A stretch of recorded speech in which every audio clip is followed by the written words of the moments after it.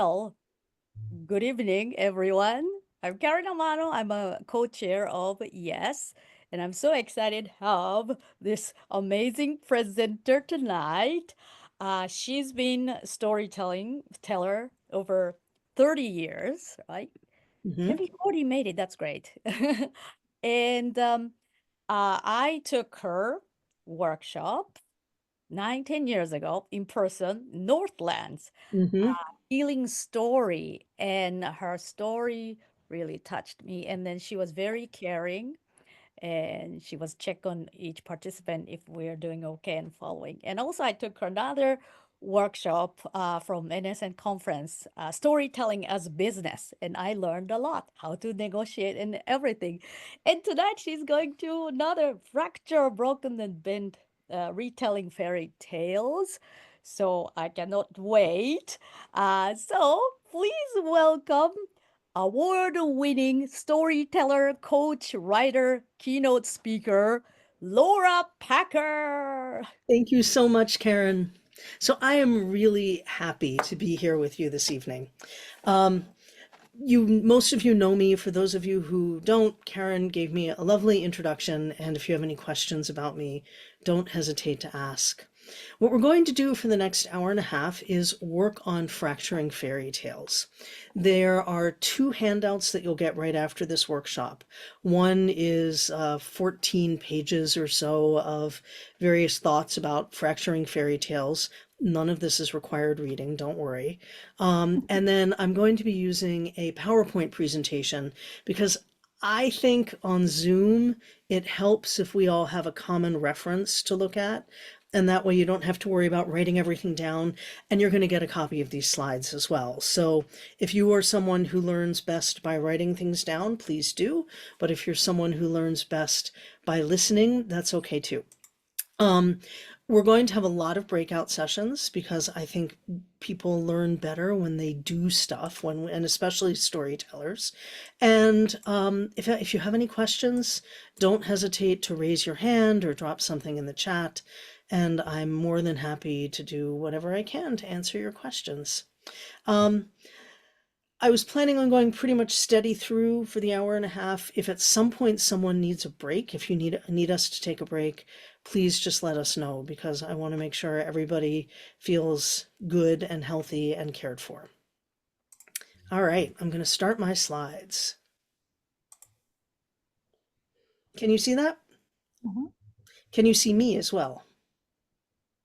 Okay. Yes. All right. So, broken, twisted, and bent. This is what we're doing tonight. It's how to fracture a fairy tale. Now, I love fracturing fairy tales. I think it's really fun to take traditional material and then modernize it or change it in ways that it becomes more meaningful to me and to the audience. We're going to talk about all of that. I've been doing fractured fairy tales for longer than I've been a storyteller. Well, longer than you've known me as a storyteller. When I was little, I would tell my friends stories at sleepover parties, and half the time they were fractured fairy tales, though I didn't know that phrase at the time. So this is what we're going to cover. I'm going to present a shared definition of fairy tale for the purposes of tonight. We'll talk about what fracturing is and how to do it, and then there's going to be a lot of practice. I'm going to present you with I think 8 different ways to fracture a fairy tale. And for every 2 ways that we cover, you're going to go in breakout rooms so you can try some of it. And so there's a lot of just dipping your toe in and seeing what works. Some of these methods will work for you, some of them won't, and that's fine. It's okay if they don't all work for you. We're going to talk a little bit about what the difference is between a fractured fairy tale and a brand new work, how to differentiate. And then I have a whole bunch of resources that I'm going to share with you, both in the other handout and in these slides. I'm sorry about using slides. I know it can be a little annoying, but for the purposes of this, I think it just makes it easier. So the ground rules for this workshop are ground rules that you all know because you're all storytellers and you've done this before. Don't judge each other, be gentle with each other and with yourselves. Ask questions, please ask questions. When we go into the practice sessions, turn your camera on so you can practice with other people and they feel present and supported, which means good listening, not interrupting, and saying nice things to each other. You know all of that. And don't steal anybody's story. And I know none of you would, but there can be a worry about that when you're working on a brand new idea that you really like, and there can be a little anxiety about will it be stolen? So, what's a working definition of fairy tale for this workshop? Now, fairy tale is actually a very precise term, but I'm going to expand it for the next 80 minutes. Fairy tales do not always have to include fairies, and that's there because I sometimes get asked. The phrase fairy tale really means wonder tale or magical tale, and these are traditional stories from all over the world. But we're also going to include folk tales, which may or may not be magical. You can include fables if you want. You can do whatever you bring to the table. So for our purposes, fairy tales, folk tales, fables, myths, whatever you're working on. I will say that when you're fracturing a story, it is much easier to work on well-known stories or a story that you know really well. I'll talk a little bit more about why it's important to work on well-known stories in a little bit, but you really need to know the story that you're messing with. So, some of you may have stories that you're thinking about working on, but if you don't, I would suggest you work on either Little Red Riding Hood, the Three Bears, or the Three Little Pigs, because we all know those stories, we all have common language around them and common understanding, and it'll just be an easy place to practice. Just going to stop and jump in. Everyone's with me? Okay. I'm going to do that a lot. It's kind of like crick crack, just to make sure we're all together. Okay. So what is a fractured fairy tale and why should you do it? Why should you want to do this? So, a fractured fairy tale is an altered traditional story. It has to be a story that already exists in the common mind to some degree or another. So, a story that your audience is likely already familiar with, not your version of it, but sort of the general version of it, like Little Red Riding Hood. Everybody knows some version, or most people know some version of Little Red Riding Hood. You're changing that story to maybe make it more relevant to the audience in front of you, to the time that it's being told in, whatever it may be. You could be changing it to make it funnier or more meaningful. Your reasons for telling it are specific to you. It could be that you just want to make it your version of the story, really thoroughly your version. It's most effective with a well-known story, and I know I'm hammering on this, but this is important. If you take an unknown story, an obscure folk tale that most of the people in your listening community don't know, and you fracture it, they won't know that it's fractured. They're just going to hear a new story that you're telling. Now, there's a place for doing that, but for the what makes fractured fairy tales so magnificent is the audience is in on the joke. They already know enough of the story that they can go, oh, that's clever, because they can see how you're changing it. So why should you do this at all? It's fun. It can be very timely. I have heard some really magnificent retellings of The Emperor's New Clothes, for example, and various times in American political life. It can be a way to talk about difficult things. I for a while was doing some storytelling work with women who had experienced sexual assault. And they weren't able to talk about their own private stories, their own personal stories. So we were working on fairy tales.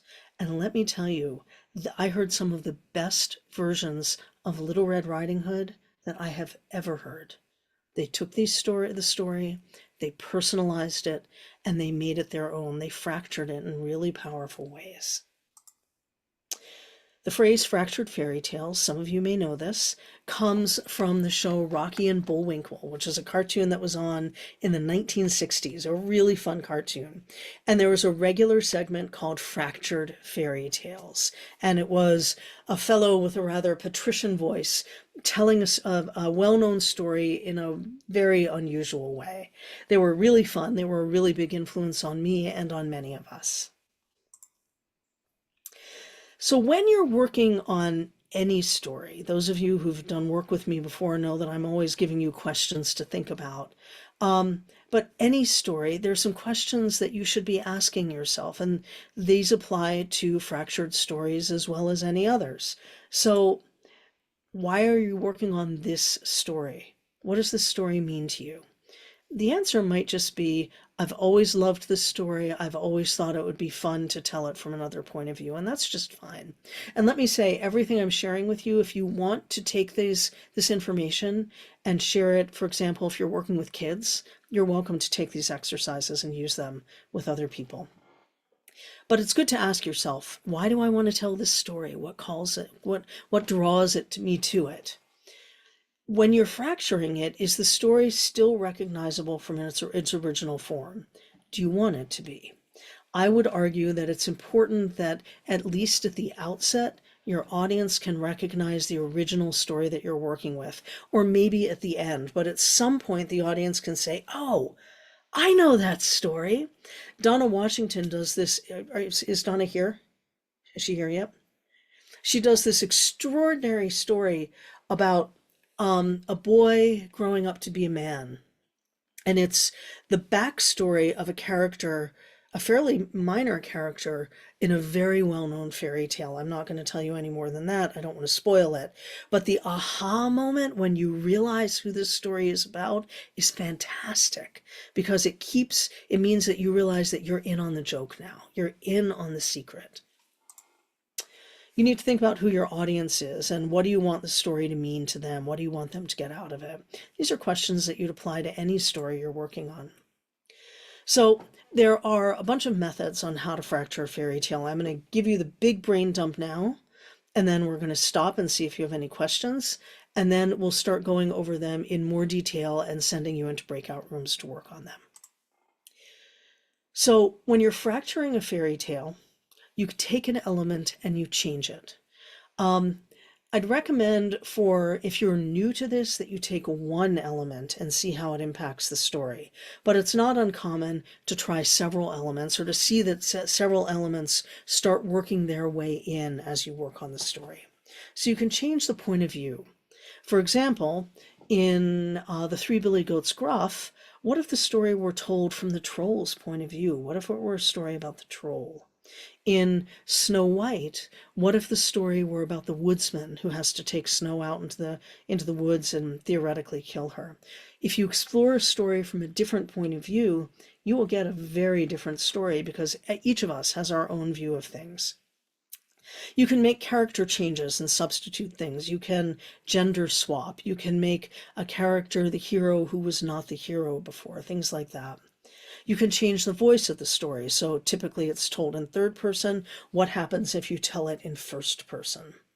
You can change the setting. What happens if you take Red Riding Hood and put it in a high school, for example?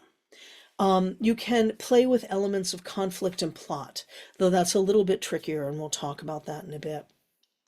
You can think about what happens before Once Upon a Time and what happens after Happily Ever After.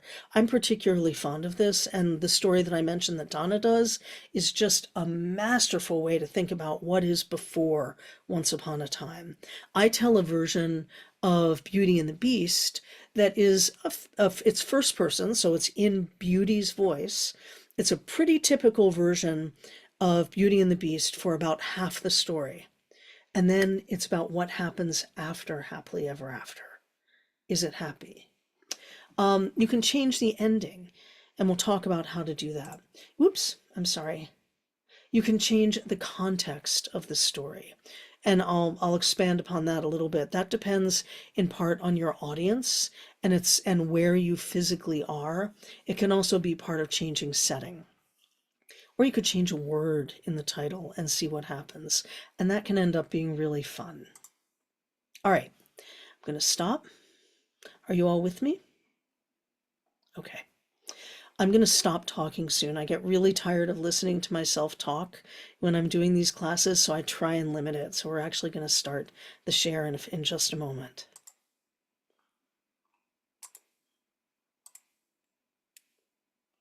All right. So the first thing that you can change is the point of view of the story. Change who the protagonist is. So you need to think about who those characters are, what the usual point of view is, and then tell it from another character's point of view. So, what if you were to retell Cinderella from the prince's point of view? Cooper Brown Enos does a nice job with that. There are a lot. I tell a version of Bluebeard from Bluebeard's wife's point of view. What happens if you change the main point of view? Can anybody think of any points of view that you might change? You can drop them in the chat or you can just say them aloud.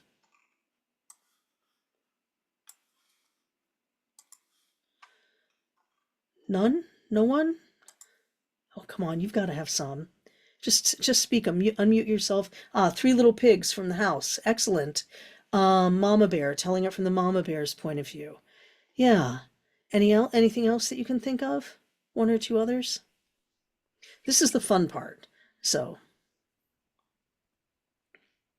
Cinderella from the point of view of the the glass slippers. oh, I love that. That's great. I have a telling of Snow White that, depending on when I tell it, is from many, many points of view, including the glass coffin. Bean from Jack. I love that. Those are great. Those are all really creative and fun, and I'm sure that you can pretty easily imagine where some of those might go very quickly. That poor glass slipper with all those different feet shoved into it, it must have been having a very bad day, some one of those days. All right.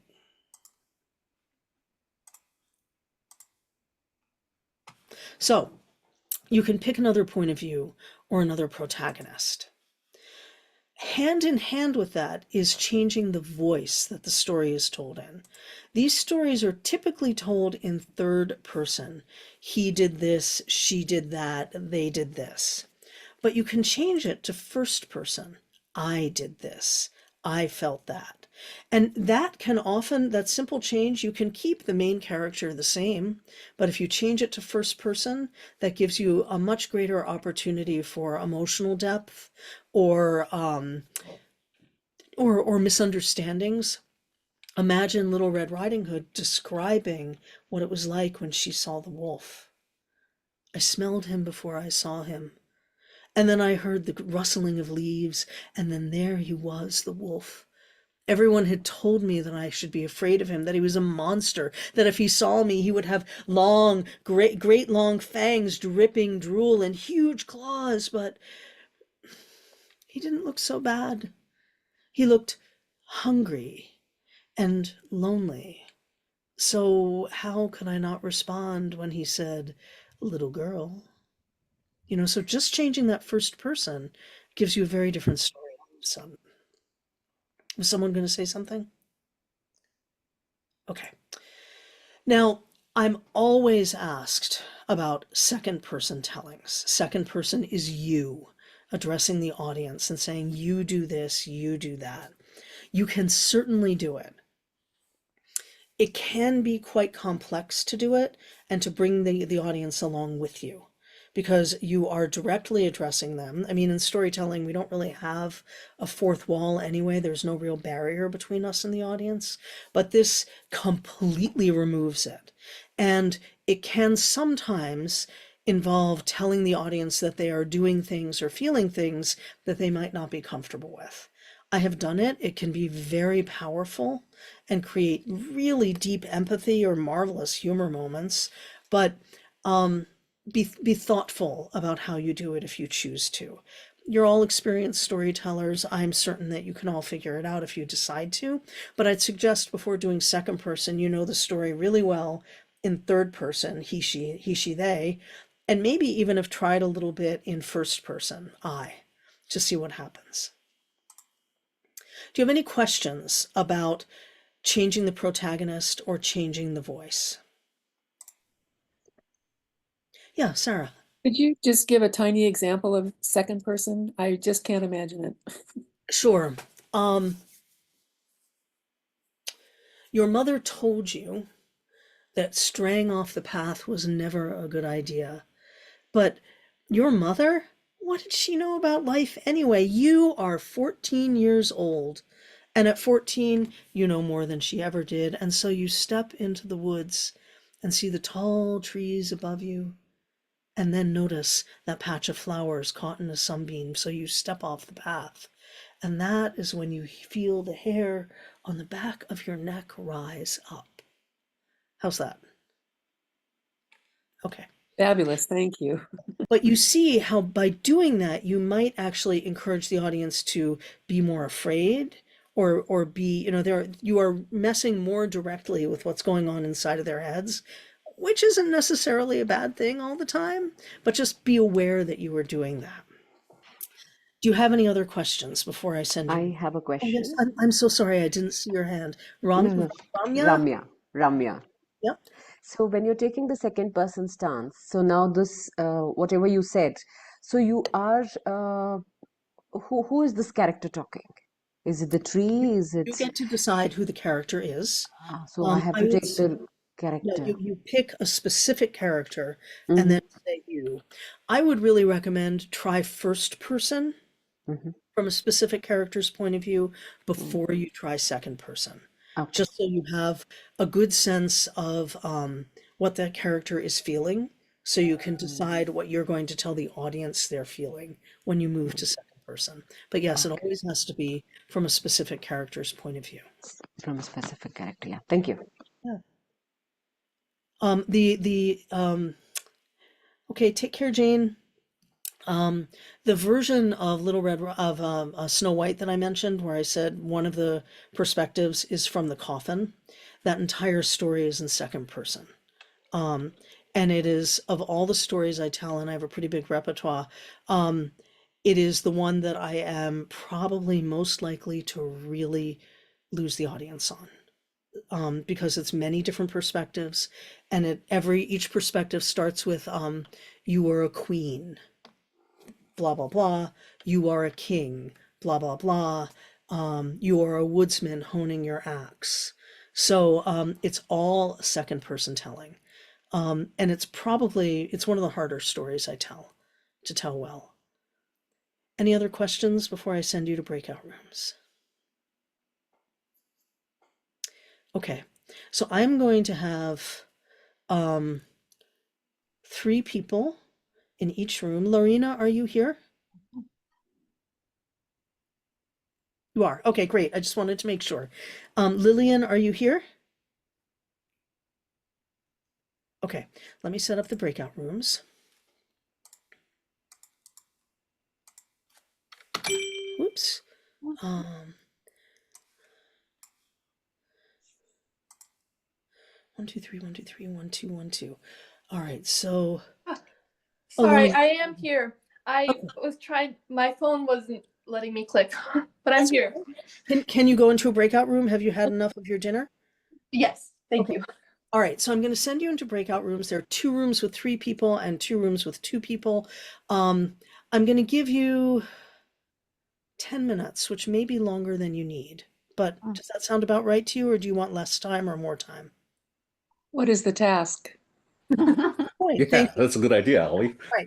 I'm so sorry. I already said it in my head. I forgot to get it out of my mouth.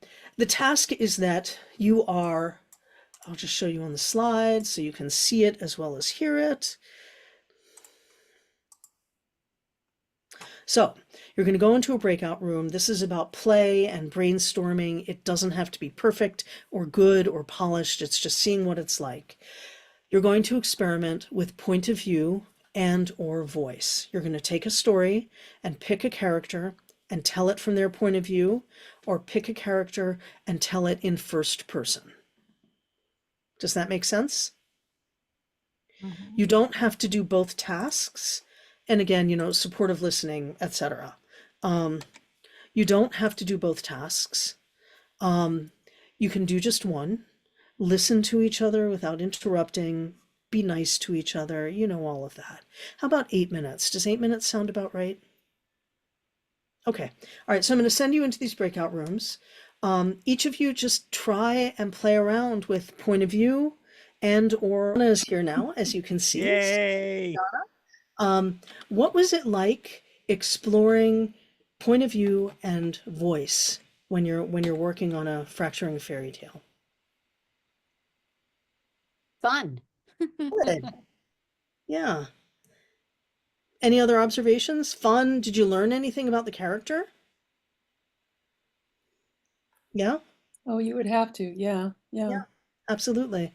One The, of the things, sorry, go on. No, go the ahead. Go cool ahead. thing is that you get to revisit and see the moments in new form or revisit how important certain things are. Yeah, absolutely. Yeah. You get to go deeper when you do this, which is something that I really enjoy. Um, It was a lot easier than I expected it to be. Good. Oh, I'm so happy to hear I, that. What it, what well, made what made it easier, do you think? I think perhaps the familiarity with the story just sort of held all the thoughts that were coming, and then there was a place to put all those thoughts within the story that I already knew. So it was the creativity had a place to go, so it came easily. Mm-hmm. Mm-hmm. I love that. That's great. I'm really happy to hear that. Anyone else have anything they want to share about their experience doing this? I came up with new things that I did not know. As I was speaking, there were new elements that was coming to this character, Mm. which was very interesting for me to probably go back and reflect. But it just came up as I was speaking from the point of view of the character. So that was interesting. Mhm. That's really neat. That's actually one of my favorite things. I really like doing first person narrative, first person tellings of traditional material, in part because there's stuff that comes up that really surprises me. And it can be delightful and it can be sad and but I always learn something. Any other thoughts or observations? Okay. Now you know exactly what this workshop is like. I'm going to talk about two topics. I'm going to send you into breakout rooms, and then I'm going to ask you what happened. Because we learn well when we listen to each other and share our experiences. Lillian, welcome. I'm glad you're here. Um, and so let's go on to our next two topics.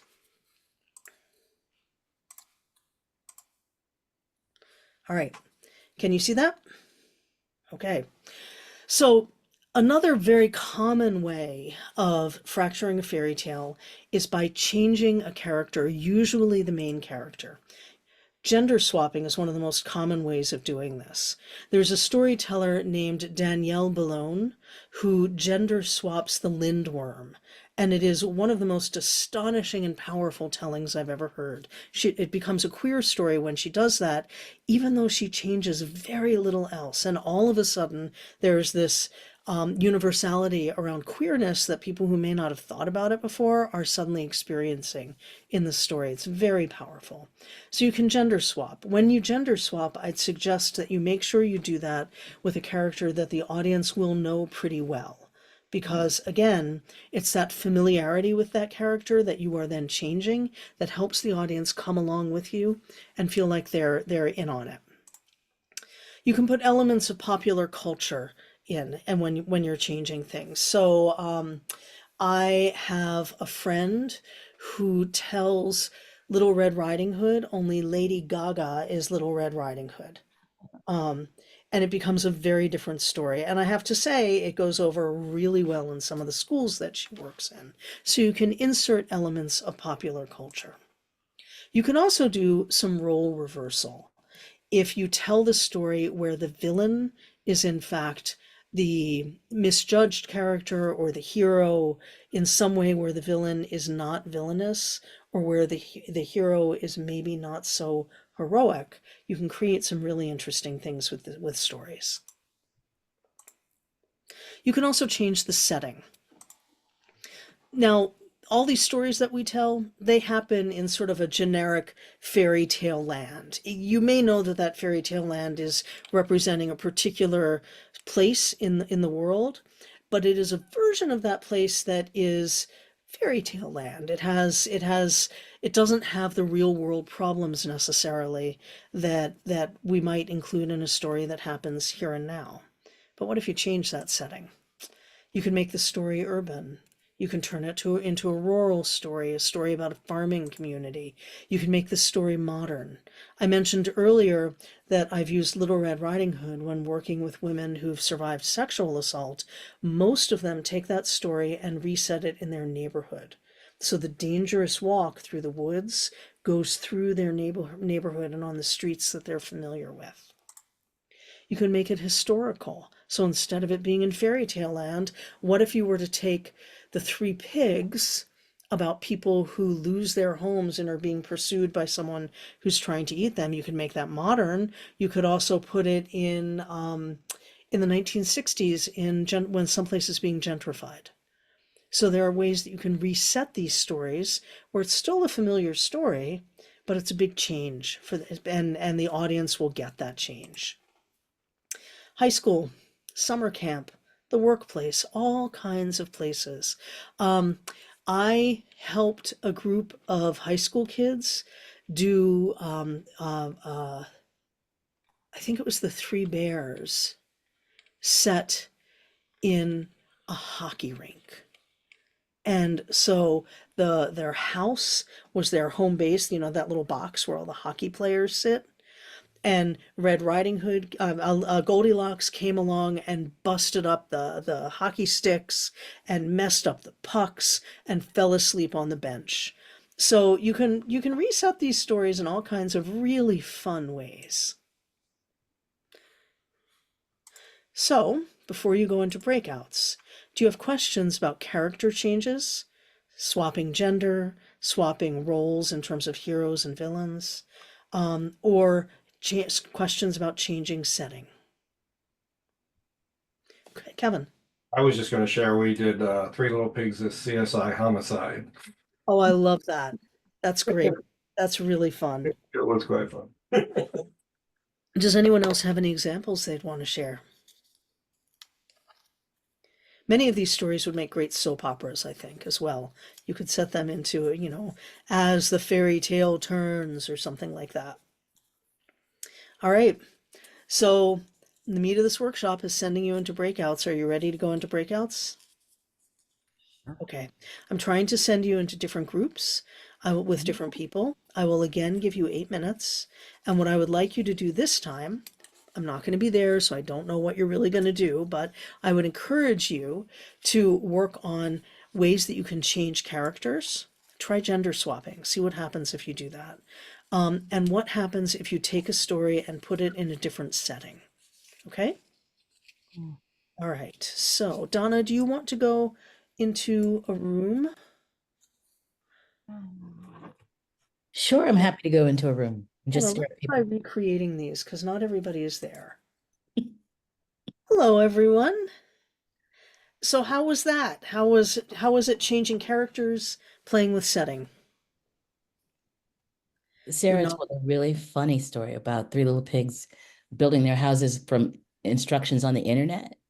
Ooh, excellent. Very funny. That's great. Well, there's the Wolf Patrol, the world official limiting force that Mark Zuckerberg has put in place. So Yep. Yeah. That's really good. Who else? What else? Well, we kind of toyed with the Three Billy Goats gruff, putting them first. We did 2 times. First, putting them in a corporate building, and the not troll, but he was in the elevator, and each one would come up, and they had to go up to the better floor, and then we kind of switched over, thinking, how about a homeless person under the bridge, and different people would come by, but we didn't want to villainize that homeless person but yeah, I thought it was kind of fun. I enjoyed it. Good. Good.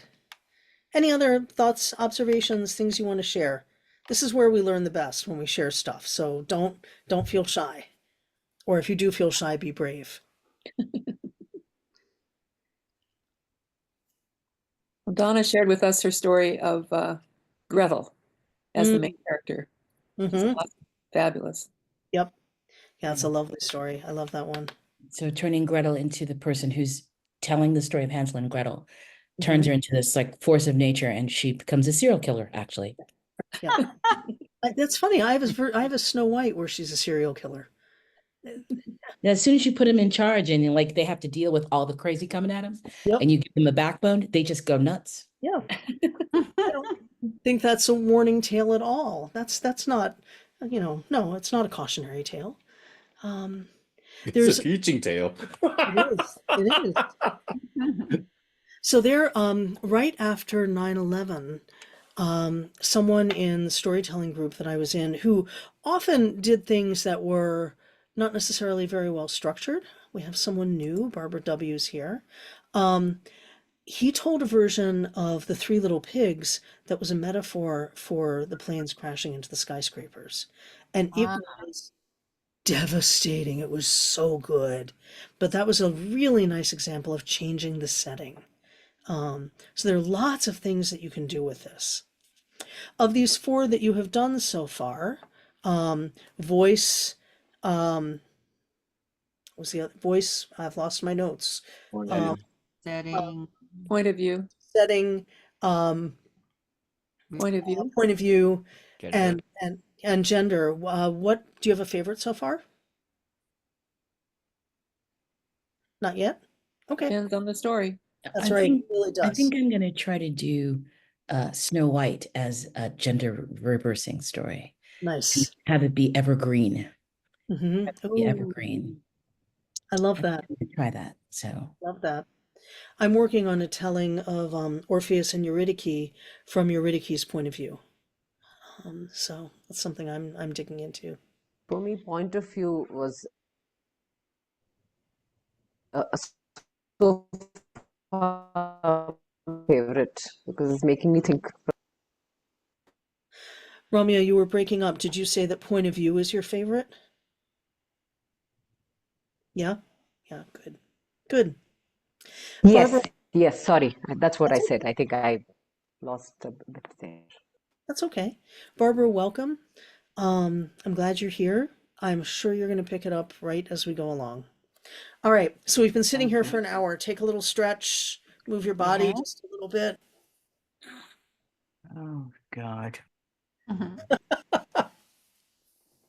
Okay, here we go. So our next set of things to work with, first comes conflict and plot. Now this one can be very tricky because if you change the plot too much, then you have a different story. But you can play with it in some ways that still keep your audience in the loop. So you can change the initiating conflict. So what happens to Little Red Riding Hood if Red stomps out because she's mad at her mother? Would that change the way she interacts with the wolf? Would she even get to Grandma's house, or would she run away with the wolf and start a rock band?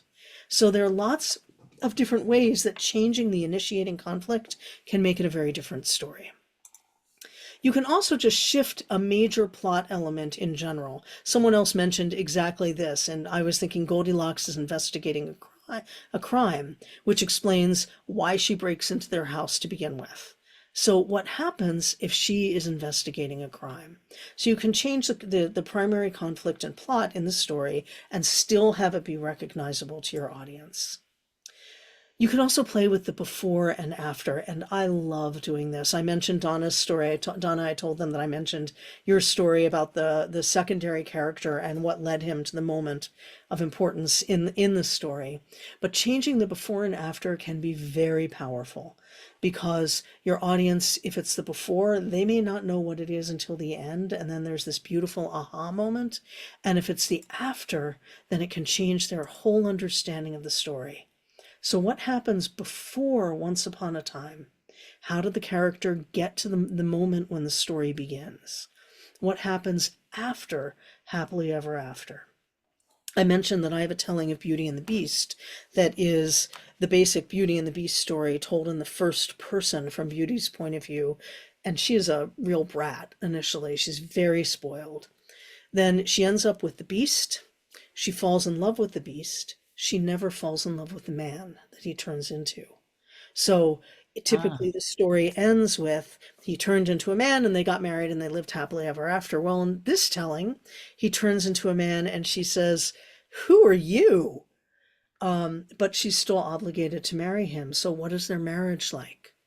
What happens after happily ever after for Beauty? I actually include a link to be able to hear that story if you want in the handouts, which you will see right after this. So, your breakout. You can think about conflict and plot, changing that, or working on the before and the after. Do you have any questions? Okay. I know we're zinging right through this and I'm sending you a way to work on things a lot, but I think working on it is the best way for you to learn it. Is 8 minutes enough or do you want a little more time? It's enough? Okay, whoops, I'm not screen sharing. I'm sending you to breakout rooms. Recreate. And pop, the screen explodes with faces. Welcome back. Welcome back. Thank you. So how was it doing conflict and plot or before and after? It's good. Good as usual. Yeah. Any examples that anyone might want to share? Or any problems that arose? Questions? Um, we did something different from my earlier breakout room. Earlier, Good. all three of us came in with our stories, but here, three of us kind of, worked on one story, and all of us Uh-huh. added in for the before and after. So for me, that was very different and interesting way to. So we were all pitching in on that one story that we all agreed to work on. So we took Jack and the Beanstalk and did what happened after he got all the money. So that was interesting. Oh, That's nice. great. I love that. What happened Yeah. after he got all the money? What happened? Some, somebody else in my group wants to talk about it. We did a before also. Well, he squandered it. He had the money, and then like we said, he didn't have any friends, so he started giving all this money to all his friends, which would be a nice thing. But pretty soon, he really had nothing left. People would cheat him because he had the money. We were kind of thinking about people who win a lottery, and sometimes people lose it so fast. So that was kind of our idea. Yep. I love that. I think that's brilliant. Yeah. That's great. And I love that you did it collaboratively. That's really fun. Yeah. Okay, so Donna, you have to go. Mwah. Lovely to see you, darling. Take good care of yourself. Thank you. I'm glad I got to drop in for a bit. Bye, everybody. Bye-bye. Take care. All right. So I have a question that, came up in our group and that, we, again, three of us collaborated on one story. We just took one story and kind of ran with it. And we focused on the huntsman and Snow White. And we just kept adding layers of complexity. He fell from grace, he lost his fortune, and people were cheating him. His wife left him. His kids, she took the kids ended up hating him, and he gets lower and lower and lower. And finally, this queen offers him money to go and kill her. He goes, "Great, I can do this, no problem." And it turns out, this is all the twists that we added up on each other. The person he has to kill is actually his trans son Oh, wow. that I he love that. hates. And it's Uh-huh. like, okay, now we've taken you down this deep, dark hole. And then at the last minute said, well, there's got to be hope. How does he heal? And I'm going, I have no clue. So when you do this, because, there's got to be a path back out or Mhm. hope or redemption. And so not only twisting these things, but untwisting them and having the healing. That Yeah, part we kind of got, gee, how do we do this? sure. I have some ideas that might help. So first, sometimes there isn't hope or redemption. Sometimes you just have horrible, horrible characters. Now, given what's happening in the world, I don't know that I would particularly want to tell a story where someone kills his trans son. But I mentioned when Donna mentioned she had a serial killer. I do too. I have a Snow White serial killer. And what becomes clear in that story is that she's talking to her next victim. And the story ends with her being about to kill the next victim. And that's the ending of the story. Yeah. It's a really dark story. Sometimes I'm a little worried that it came out of me, but we'll set that aside. But when you're working on fracturing a fairy tale, and you find yourself going down that deep hole, that's when you get to really dive into working with your character. There are a couple ways that you can do this. This is not in the notes, so I'm really glad you're recording this. One, tell the story from in first person and just keep telling it until you figure out either the character dies and there's no redemption, or that you start finding a path to redemption. Redemption does not always look like happily ever after. I have a retelling of Daedalus, Icarus and Daedalus, that focuses on Daedalus, and it ends with him living out his life, carving figures of his son and of the Minotaur and apologizing to them. So his redemption is not, yay, everything's great, but his redemption is recognizing what he did. So you can tell the story in the first person. That's one way. Another way that I have found incredibly useful, not something that you'll share on stage, but it lets you go really deep into the character. Have a conversation with someone as that character. Find a trusted ally and ask them to ask you questions while you are speaking as the character. And having someone else's imagination working with you can be very helpful. You can even say to them, I'm really worried that this character is beyond redemption. Can you try and ask some questions that might help me find a path out? You can let them know what you're looking for, but then you need to be very honest about the character's answers as you are answering as the character. Third, I have found that writing letters as the character, if I have a character who I find really awful, but I want to find a way to tell a story about them, I might write letters to or from that character to another character in the story. And that gives me a chance to understand the relationships a little bit better. And it's usually through relationship that we find redemption. And so that relationship might help me find a path for the character to reach redemption. Does that help? So like a 12-step program for a person to have to be apologizing for their past deeds and making amends. They might. You may want to take that character through the 12 steps. You might not, I wouldn't necessarily recommend doing it in front of the audience. My name is the wolf. Grandmothers. I mean, you could do some fun things with that, but that might not be what you want to do with your audience. But by going through steps of deep self-examination for the character, or examining the relationships, or apologizing, and then seeing what happens, then tell the story again and see what changes. I really love character work, obviously. So these are all things that I've done that I found really powerful. It's even worked some in my personal life. My father and I had a really hard relationship.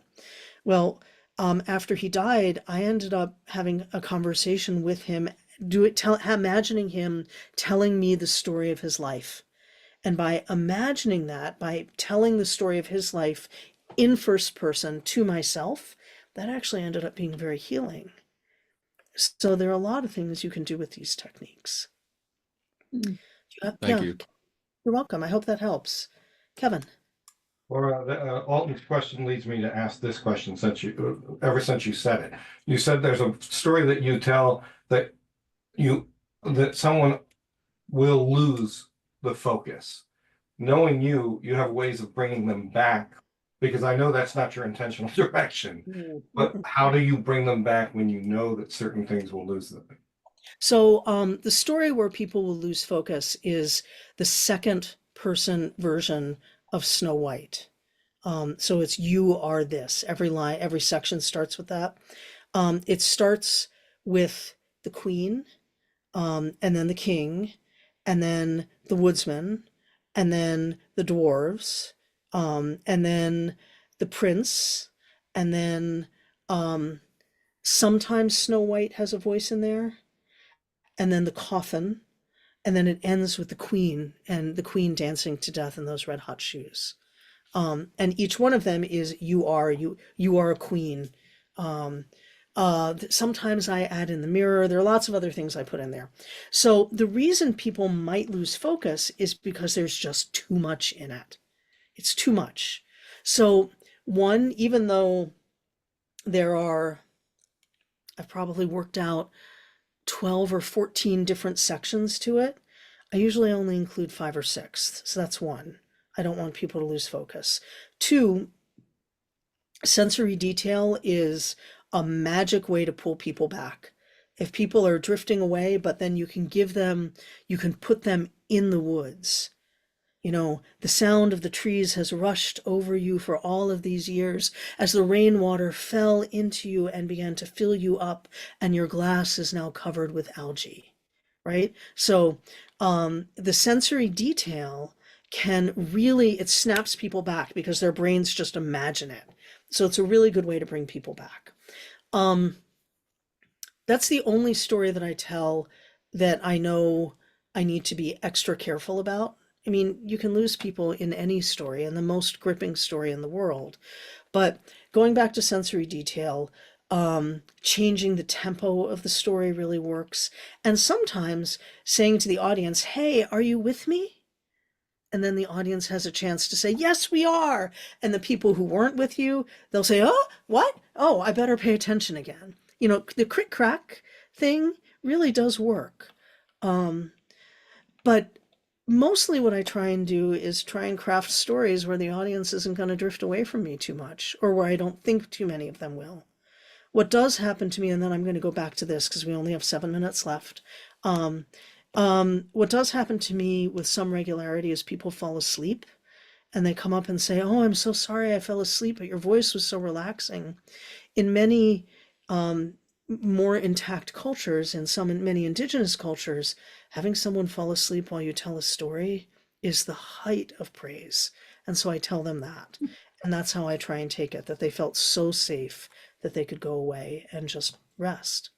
So, all right, I'm going to zip through the last 2 things so we have a few more minutes for questions. We're not going to do the last breakout room, but I would encourage you to try it at some point on your own.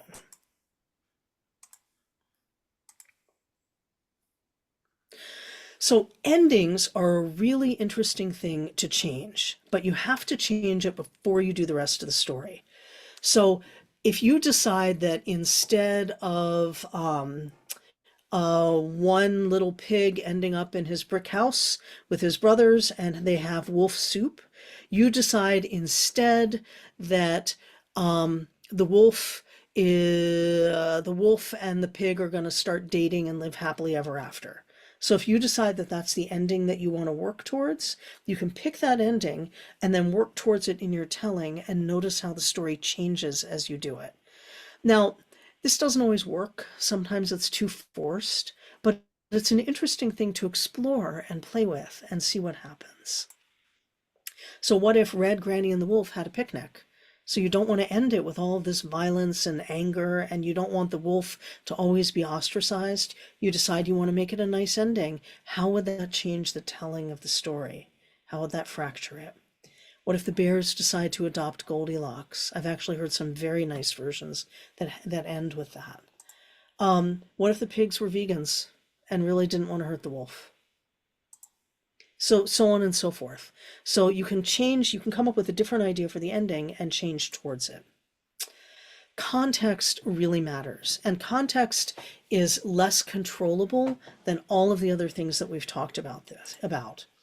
You're going to be telling with varied audiences, so you can think about how you make the story work for different audiences. I was working in a prison here in Minnesota with men who were incarcerated for life, and they wanted me to help them learn stories that they could tell to their kids. So I said, all right, today we're going to work on Little Red Riding Hood. And every single one looked at me and didn't know what Little Red Riding Hood was, because these men had never been children. They had never been children. So then I had to think about how to make that story work for them. And what ended up happening is they came up with some of the best tellings from the point of view of the wolf that I have ever heard. Not appropriate for their children necessarily, but they knew more about being the wolf and being hungry than I will ever know. So the context changed the story. World events can change the story, like that version of The Three Little Pigs that I mentioned that was about 9/11. You could work climate change, political events, and other trends into your story if you so choose. We're not going to do this breakout because I want to make sure we have at least a minute or two at the end. Finally, the last thing that you can change is in some ways the most fun thing that you can change, changing the title. Little Dead Riding Hood. It suddenly is a zombie tale. Goldilocks and the Three Pears. Maybe she's a pastry chef. The Three Pedantic Pigs.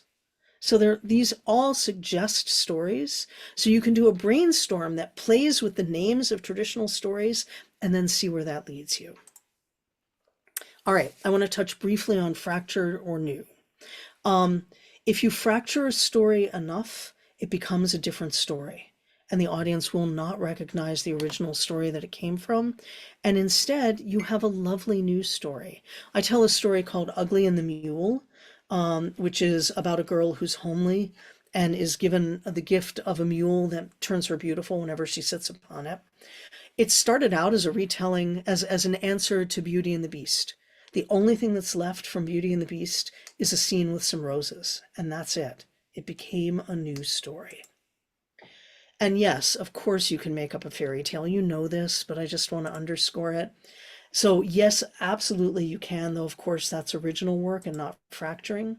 You can use that fairy tale structure, some kind of rote beginning. There are heroes and villains. There's some kind of resolution with your own character settings and plots. Some of you know my Crazy Jane stories. Those are original fairy tales that I've made up. If you don't know them, I'm telling them on Sunday and you can come hear them online. So I include a bunch of resources, books for younger audiences, books for adults, media. Thank you, everybody. These are some things that I've made that you can buy. You can reach me in all kinds of ways. Sign up for my mailing list. If you love what I do, support me on Patreon, because that's the only consistent income that I have. And I'd be delighted to have you there. And there's fun stuff that happens there. And that's it. Questions, please. And I ended with 1 minute to spare. I hope you had fun. And I hope that you got, things that you might work on and methods that you can use. Any questions, comments, or observations? This was great, Laura. Thank you so much. It was really, really wonderful. I'm glad you enjoyed it. Thank you, Sarah. Yeah. Oh, this Thanks, was Karen, so for much hosting fun. it. Why? It was fun. Yeah, I'm so glad you had fun. No questions? All right. Um, in in the handout information, there's a link to schedule just a free 20-minute chat if you would like that. So you can use it for anything you want, for coaching, for questions about how I have such fabulous hair, where I get my backdrop, whatever. You can schedule 20 minutes, and I'd be more than happy to spend some time with you. Oh, And I'm so glad that you were all here tonight. Thank you very much. thank So you, much, Laura. Laura. Thank you Thank so you, much, Laura. Laura. Thank you, Karen. Thank you. Thank Your Play you. on, play story. on. Did you already give the handout, Laura? I emailed it to Karen. So Karen Okay. has these slides, a very lightly edited version of these slides, because that way it's just a little easier to read as a handout. And then an additional handout that includes some essays from Audience to Zeal, some other general thoughts, a few other resources. All of this information, if slides are not a good way for you to think, so all of this information in paragraphs, basically. So however your brain works, you can absorb it whichever way is best for you. Exactly. Folks, Mine's if you can't get Laura there live and in person, definitely check out Audience to Zeal. It's a wonderful collection of getting you involved in story at whatever ability level that you're in. Thank you, Kevin. All right. Thank you so much, Laura, for coming. Thank you, everyone. I hope to see you the next Really fun. story. Thank you. Well, Good night. thank Good you. night. Bye.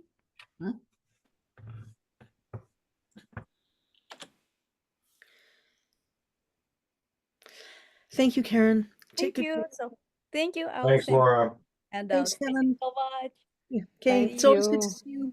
Bye-bye. Bye.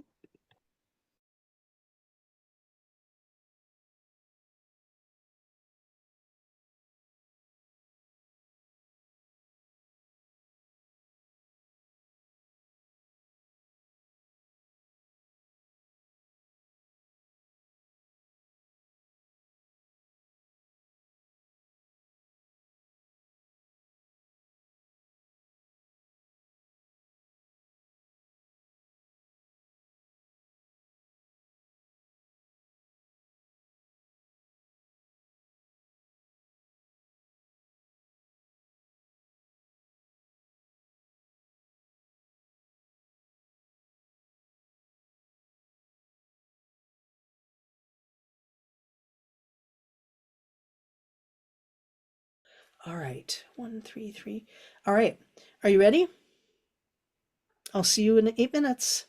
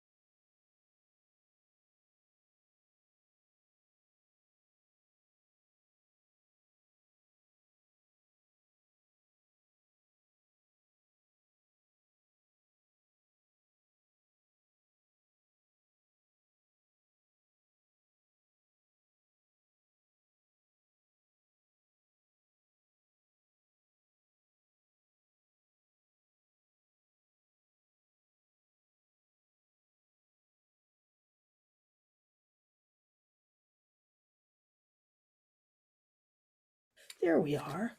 Okay, I'm going to send you away. I think these are mostly different people, but I'm not entirely sure now because I can't see it side by side. But I will see you in a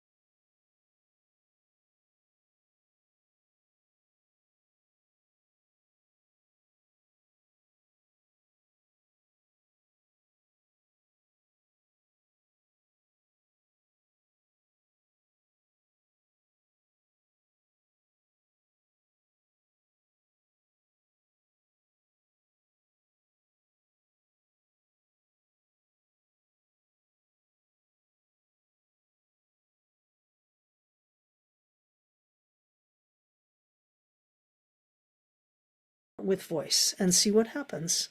I'll let you know when 4 minutes have gone by. It's up to you to make sure everybody has a chance to go. See you in a little bit.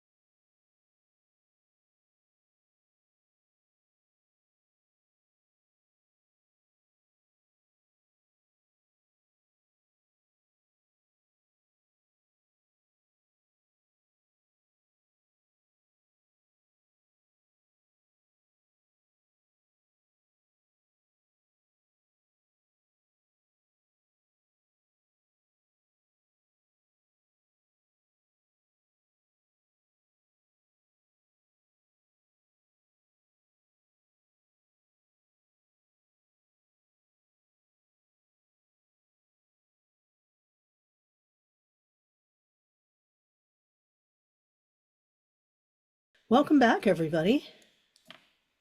How was that? I see a lot of smiles. That's nice to see. What was it like? And Don,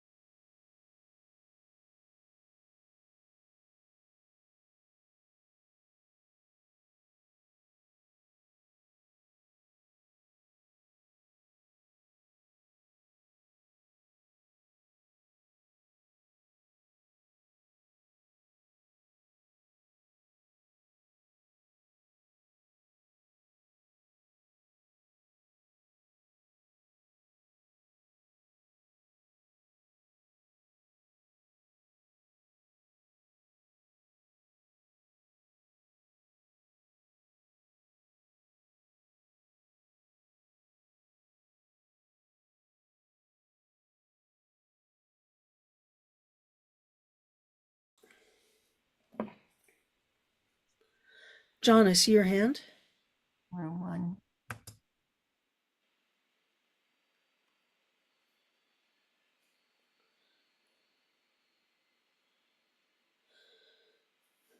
Karen, do you